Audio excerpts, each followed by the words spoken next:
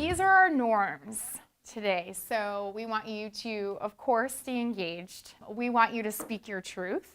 We want you to experience discomfort, expect and accept non-closures, and finally just listen for understanding. Thoughts about this graphic? Like when you first started hearing about the big E word was equity first, right? Those conversations came first. Dee's shaking her head. She's like, yep, So talk to me a little bit about how the conversation has changed now with the second big E being equality. Are we talking about giving them all, like treating them all the same? Is that okay? So, because as you know, like the kids that get the most attention in your classroom, think about them. You see their little faces, right? They're the ones that keep you up at night, right, Ozzy? Are they the most well-behaved students in your classroom, the ones that are getting the most attention? Shannon? No. Okay. Do they need more attention from you? There's probably more that need more attention, all right? But do they need more attention? When we're thinking of equity, you know, they're like, this little baby here. This is my daughter, by the way. She's in like the 5th percentile or something for growth and has been since, you know. So she would need a little lift, a little more, right, to see over the wall, right?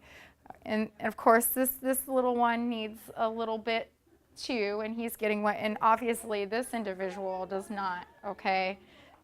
Nikki and I want you folks to know that as we're talking about culturally responsive instruction, we're going to try to model some of the things that we know happen in culturally responsive classrooms. And one of those things is that the teacher does not, you know, it's not a sit and get kind of environment, okay? So we are going to be speaking much less than you are today, okay? You're going to have a chance to interact with one another. We're going to be collaborating. We're going to be getting up and we're going to be moving and we're going to be doing all kinds of activities together, okay? We have our objectives and they're here, okay? And Nikki actually can take you through those. And then our final objective is to hear what your objective is for being here today. Okay, so we're going to be asking you to do that via a sticky note. Sticky swap. So if you'll take out a little sticky, there are long ones on your table. There are also little short ones, little ones, depending on how much space you need. What is your objective for the learning today? What do you hope to get out of today's training? Any skills, any strategies? What do you hope to get out of this training today? All right, it's called sticky swap because you're going to swap your sticky with somebody who's sitting in close proximity to you and see what they've written down as their objectives for today and let them read yours so that you can kind of see what your classmates, so to speak, are hoping to get out of today's session as well. An exercise like this gives students an opportunity to just write, and that opportunity to continuously be jotting down notes, writing their thoughts down is a great practice. It doesn't always have to be a long and drawn out writing piece, and having them do something like this is kind of like a little short writing snippet, and they're getting to see other people's thoughts as well. One of the things that we talk about with culturally responsive instruction is that we're talking about a way of work that we use with all of our students, and it is going to benefit every student. But if we're not using these strategies, then what happens is that's going to impact our minority students disproportionately, okay? So those students are going to be impacted the most when these strategies and this way of work is not used in the classroom, okay? For our first activity that we're going to have you do, we're actually going to have you do a solo read, and we're going to have a text marking strategy that we're going to be using. So you have lots of colorful handouts. You're looking for the yellow handout that says Culturally Responsive Pedagogy in the Brain. and you're looking for the purple graphic organizer. And you're going to be looking for anything in the text that alarms or surprises you, anything that you agree with, and anything that you aspire to. And you're going to jot those. Go ahead and read through, and as you're reading, you're marking for the things that alarm you, the things that you agree with, the things that you aspire to in the article, and then finally the last column is just any thoughts that you would like to add. Anything for you, Ozzy, that you were thinking specifically? By number one, the brain seeks to minimize social threats and maximize opportunities to connect with others in the community.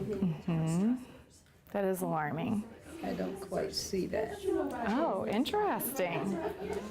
The brain will not connect if it perceives threats from microaggressions, the subtle, everyday verbal and nonverbal messages that can serve to invalidate or trivialize culture and experiences. Alarmed by that.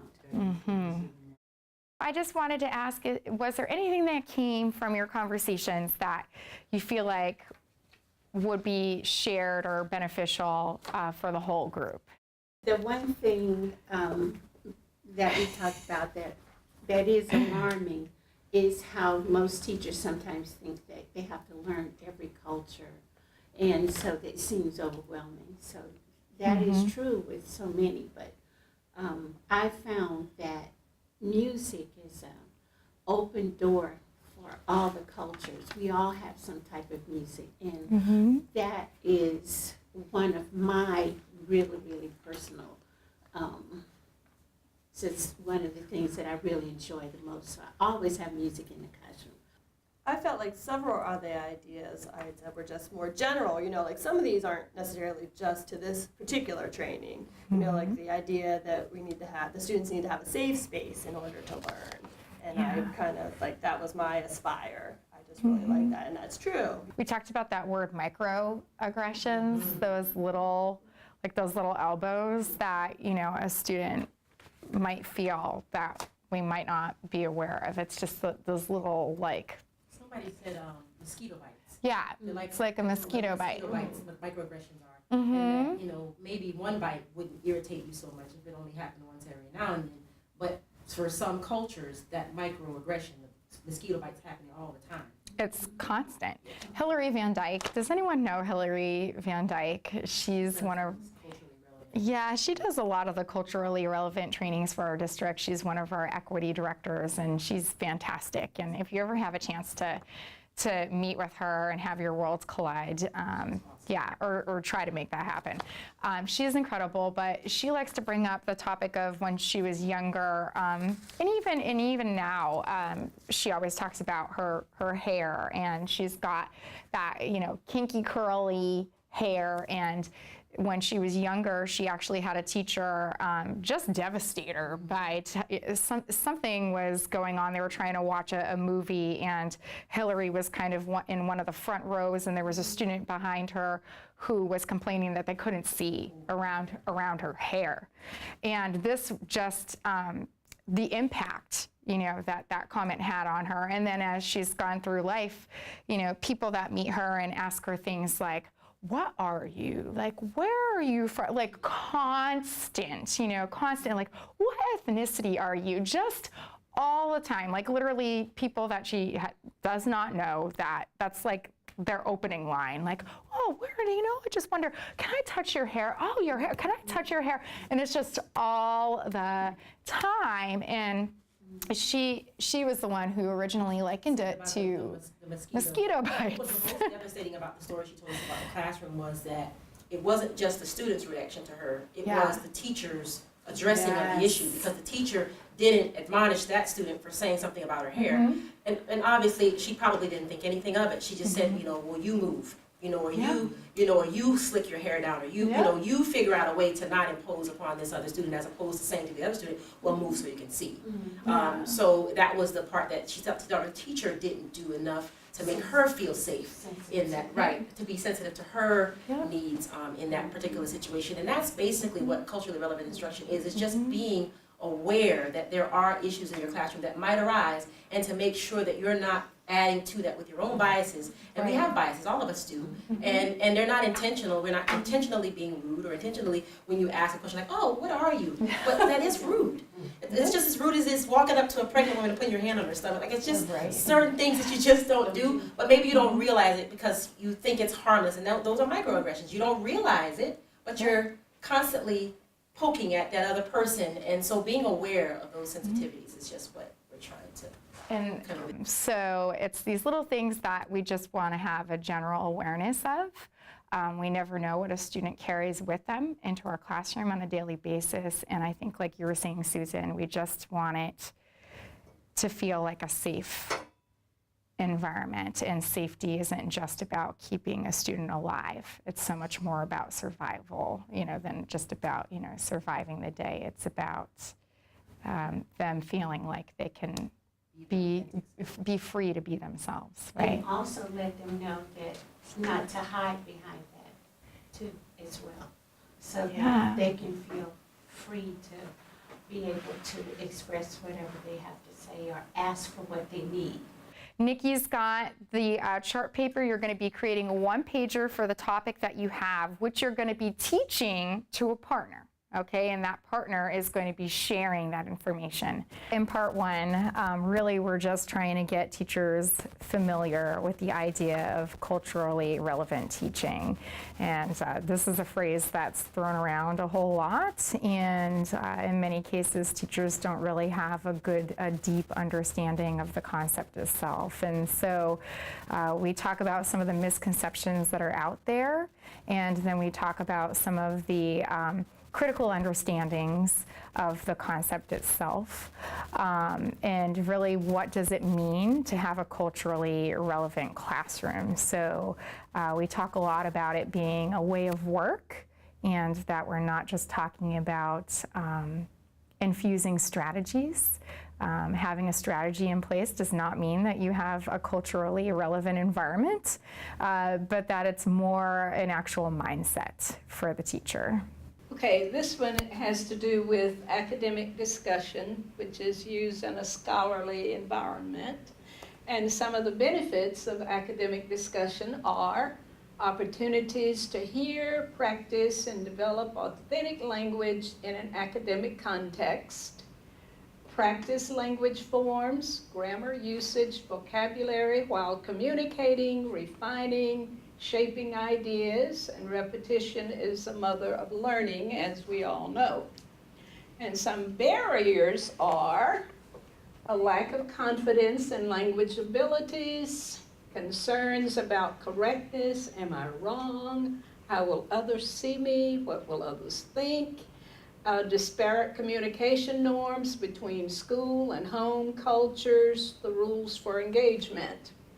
Now, the scaffolds or structures to prepare or assist are think, write, pair, share, group norms and protocols taught and practiced, reviewed, language support, sentence starters, sentence frames, teacher, student, leader behaviors, wait time, encouragement, follow-up questions to clarify or expand.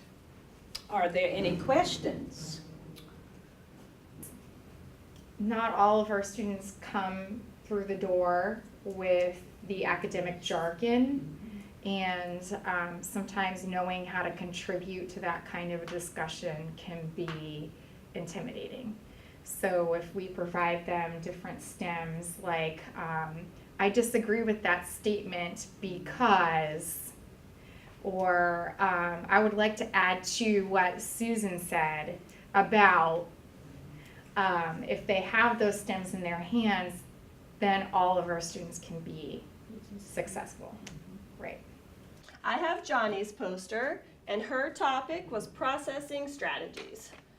So the reason we do those is for greater engagement in the learning process and is an effective retention of information. All right, so this article gave two different examples. So one's at the top and one's at the bottom.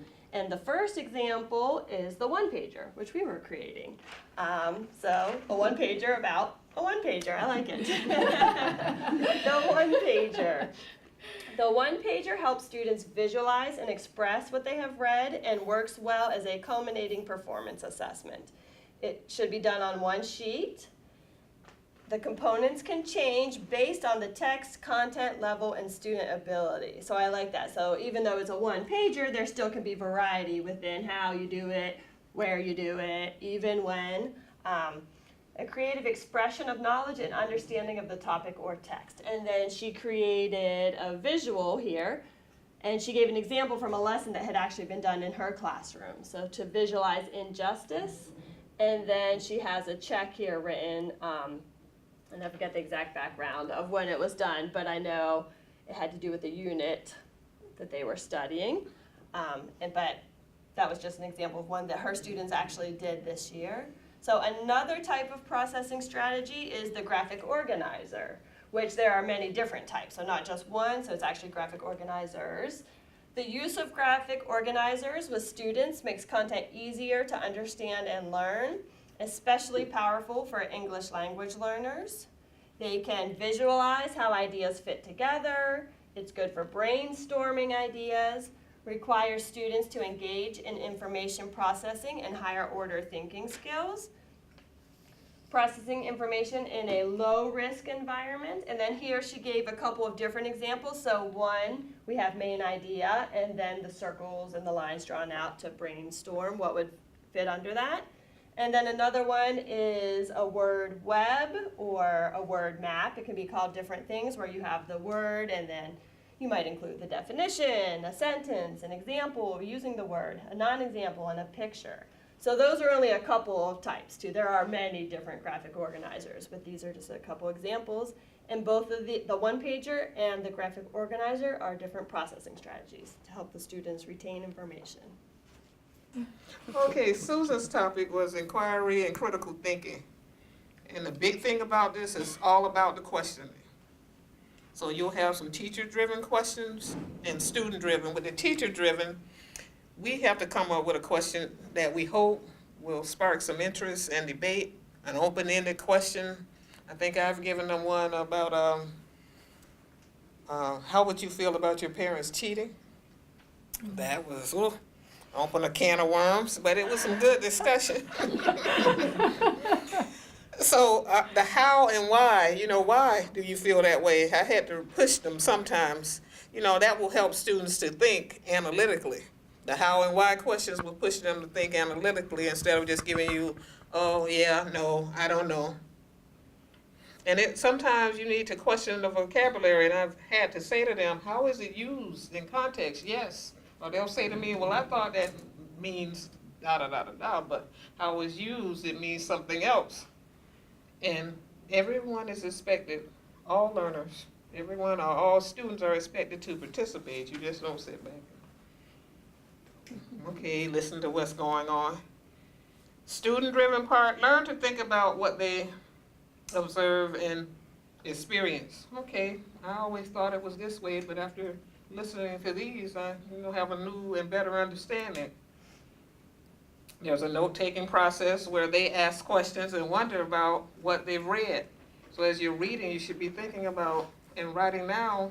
And I have to push them sometimes to say, what is coming to your mind?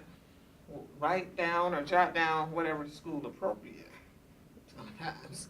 So it can lead to our Socratic discussions or Socratic seminars.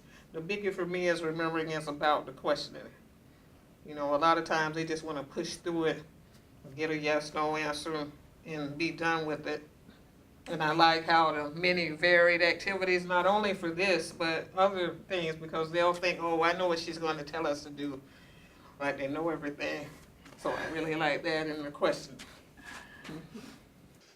Well, here we have it is regarding collaborative structures. And here is our tabletop for the collaborative structures. And the base of the collaborative structures is culturally responsive teaching. Throughout collaborative structures, of course, students are learning, they're using teamwork, we're using scaffolding, the kids are collaborating, and there's adequate support. The end results of this are that our students will develop and improve their focus, develop and improve their communication, Students will be learning from their classmates. They'll be listening, developing that. They'll also be developing their sense of responsibility and better understanding and practicing turn taking. The things that support the table, the things that hold this table up for the collaborative structure, there are several activities. We were given only very cursory information about them. You may recognize even more of these than I did.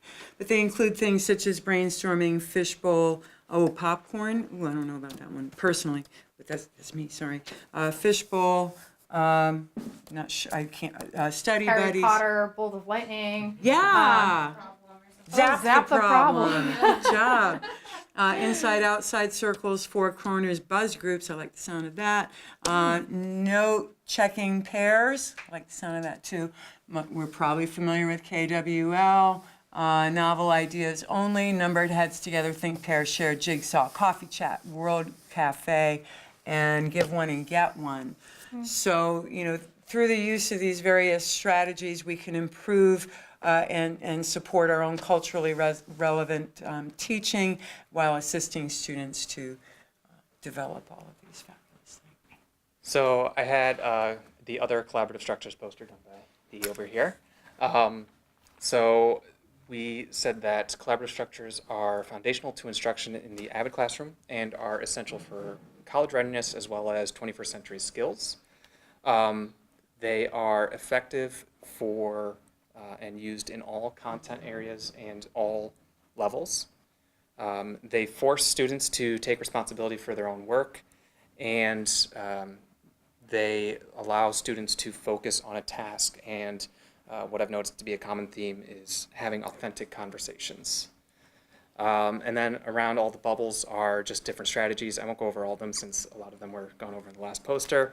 But there's like four corners, brainstorming, jigsaw, which Dee noted is what exactly we're doing right now. Novel ideas only, popcorn reading, KWL, fishbowl. I think I said that already. And that's it. A few things about note-taking strategies. They're usually associated with successful study in college. Skill is not formally introduced in elementary and secondary schools. This skill contributes to success and learning experiences in any level of education. Students need to interact with ideas presented in a lecture, video, reading selection, or discussion. Students must discern and write down only major and important ideas. So 2 strategies that were highlighted. One is called the STAR strategy, used by elementary students using either a 2 or 3 column format. Focus is placed on the process more than the format. The S stands for students set up the paper with a heading. T is actually the taking of notes. A and R is adding to and reviewing notes. 2-column notes provides a simple format. 3-column notes provides additional column for questions, diagrams, native language cues, math answers, etc. Special needs and ESOL students prefer the 3-column format. The next one is the Cornell Way, focused on providing for effectively taking and interacting with notes. Sequence of steps is divided into 4 stages: A, note-taking; B, note-making; C, note interacting; and D, note reflecting. This interaction helps move information into a long-term memory. Teachers should model, show examples, and provide time for each stage of the process. And I think this is something that's used a lot in high school, right? The Cornell Notes. Yeah, so I see that a lot.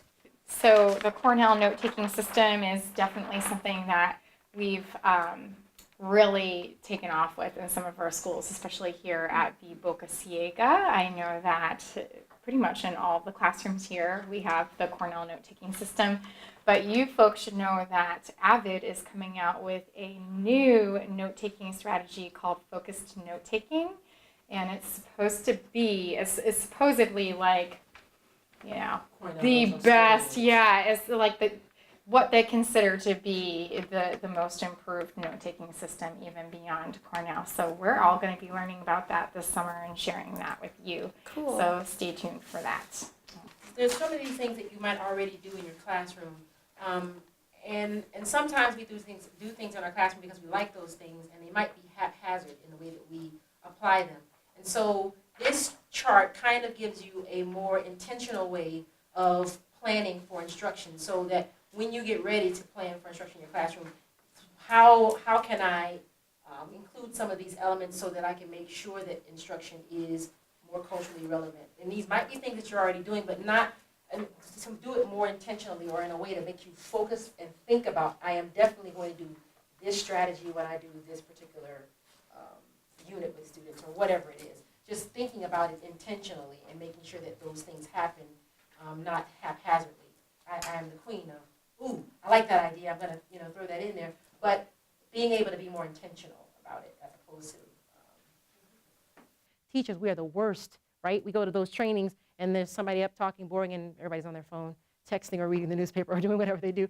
And so we know that we don't like to be bored, we don't like to sit and get, so how can we make our instruction, pop in a way that makes kids like engaged and want to be a part? Now that we've discussed what this looks like and you've had a chance to kind of figure out what it feels like in the classroom environment, what now? What next? And so essentially our ticket out the door today was to figure out exactly that, coming out of the gates day one, how are we going to infuse these strategies with students on the very first day of school? And so our teachers actually got to report out as a whole and share their ideas for doing just that on day one. And so now they're thinking a little bit more critically, I think, about the things that they have in place and whether those activities and the content they're sharing, whether they are providing multiple pathways for all of our students to be successful.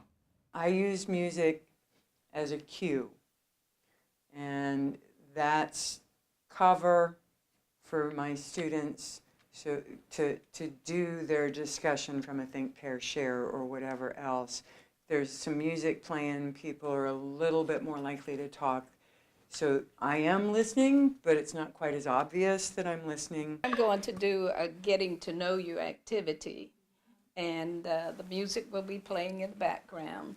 And I will ask them to pick out 2 students in the class they do not know and ask these students 2 very important things about them that they would like for us to know. And they would interview each other. I will start off by introducing myself and telling them 2 important things about me that I want them to know. And then after everyone has interviewed each other, then we will have each person to introduce the person they have interviewed to the class. And I had music also, and I've used it several different ways in my classroom, but I really like Dee's idea of kind of opening it up to the whole class to make it a class culture. I've had those discussions one-on-one with kids, like, oh, who are you into? And I've had kids play music for me, but I really like the idea of we're going to do this as a class, and then for me to share also, because I probably haven't done that piece. And I have used it for like cueing, I've used it for behavior management techniques, like you're not allowed to talk louder than the music kind of thing. But I like the way you did it as a class culture, so I'm going to steal that idea, because I like that. We're talking about reaching every student, and I think we said it at the very beginning that this is a way of work and these strategies will benefit all students. Having said that, if we're not using these strategies, if we're not paying attention to cultural relevance, then groups of students will be disproportionately impacted.